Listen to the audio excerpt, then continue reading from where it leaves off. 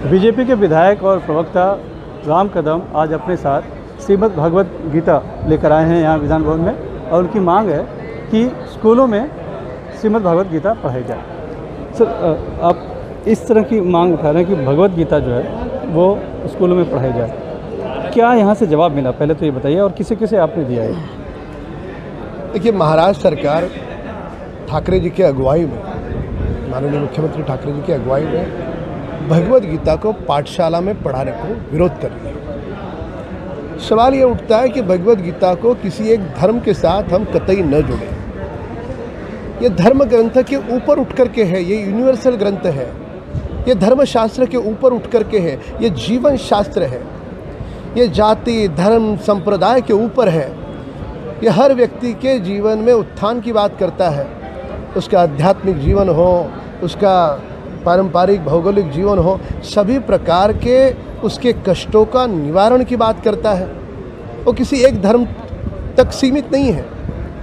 ऐसे हालातों में इस भगवत गीता को पढ़े बगैर यदि दो कांग्रेसी विरोध कर रहे हैं, वे तो हिंदू विरोधी हम समझ सकते हैं, पर शिवसेना को क्या हो गया? सत्ता के लालच में वे भूल गए सब कुछ, वो भी विरोध करेंगे इसे। आपने किसे किसे दिया, किससे आज दिया? हमने महाराष्ट्र के मुख्यमंत्री, महाराष्ट्र के उप मुख्यमंत्री, सारे मंत्री, सारे उनके विधायक, तीनों दल के विशेषज्ञों के, उन्हें आज हमने ये भगवत गीता भेंट करी है और उनसे अनुरोध किया है, आग्रह किया है।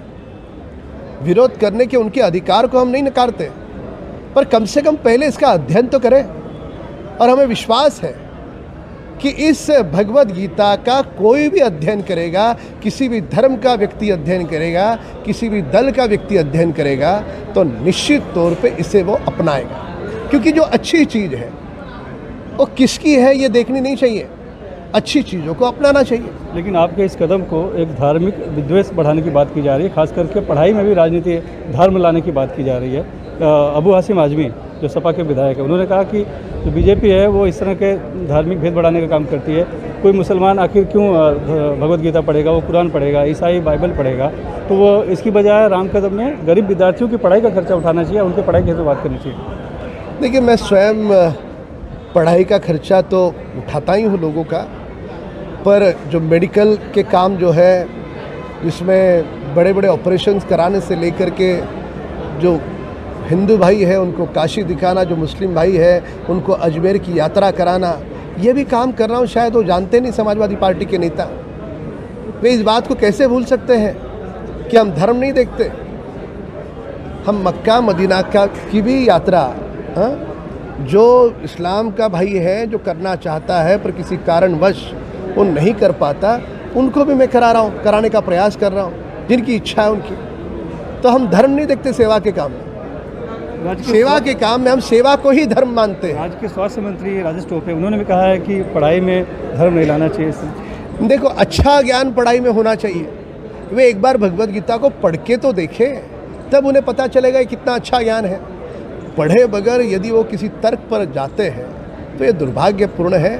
अध्ययन किए बगैर किसी भी शास्त्र को नकारना नहीं चाहिए। लेकिन स्कूलों में इस तरह से धार्मिक ग्रंथ अगर लाएंगे, आज आप भगवत गीता की मांग कर रहे हैं, कल कुरान पढ़ाने की मांग हो सकती है, परसों बाइबल की मांग हो सकती है, तो इस तरह से एक धार्मिक एक प्रतिस्पर्धा कहीं ना कहीं शुरू हो जाएगी। जैसे कि हिजाब को लेकर एक विरोध चल रहा है या एक कंट्रोवर्सी चल रही है, ठीक वैसा ही यहाँ पर आप कहीं ना कहीं करने की कोशिश कर रहे हैं, ऐसा बताया जा रहा है। दो बिंदु यहाँ पर रख दूँ कि जो भी व्यक्ति इस भगवत गीता को पढ़ेगा, उसे अपने आप ये बात समझ में आएगी कि कौन से ऐसे कारण हैं कि न्यायपालिका का काम की शुरुआत इसी धर्म ग्रंथ से शुरू होती है, इसी भगवत गीता पर साक्ष्य रख करके शुरू होती है। उसका कारण उन्हें पता चलेगा। ये जो सारी नकारने की बातें, इसका अध्ययन नहीं किया करके हो रही है।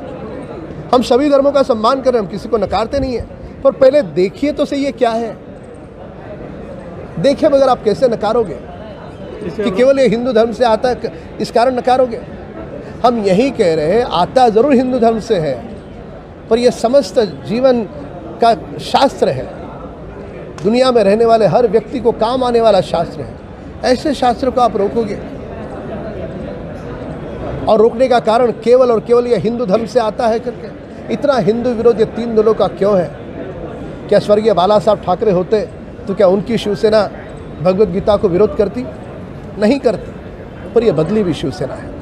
ये आप नहीं मानते कि आपका एक तरह से राजनीतिक हथकंडा है, जैसा अपना जा रहा है कि किसी न किसी तरह शिवसेना को घेरने की कोशिश है भगवद गीता के बहाने अभी? नहीं, ये भगवद गीता ये विषय दल, किसी व्यक्ति विशेष या ओछी राजनीति से कई गुना ऊपर उठ करके है, क्योंकि ये धर्म ग्रंथ नहीं है, ये यूनिवर्सल ग्रंथ है, ये हमारे जीवन का शास्त्र है। अब बुनियादी बात यह उठती है कि जब हम इस शास्त्र की बात करते हैं तो इस शास्त्र को शिवसेना के काल में, जब ठाकरे सरकार की अगुवाई में महाराष्ट्र की सरकार चल रही है, तो इस महाराष्ट्र की भूमि पर कैसे रोका जा सकता है? पर दुर्भाग्य से वे रोक रहे हैं। तो अब क्या करेंगे? अब आप क्या करेंगे? फिर वो रोक रहे हैं, उन्होंने तो मना कर दिया। नहीं, देखिए, हमने सदन में भी इस विषय को उठाया, हम सड़कों पर भी इस विषय को उठाएंगे और हम निरंतर इस विषय को आक्रामकता से उठाते हुए महाराष्ट्र सरकार को मजबूर करेंगे कि भगवद गीता को महाराष्ट्र के स्कूलों में, पाठशाला में पढ़ाएंगे। मुंबई से कैमरामैन अशोक माडिक साथ सुनील सिंह, NTV इंडिया।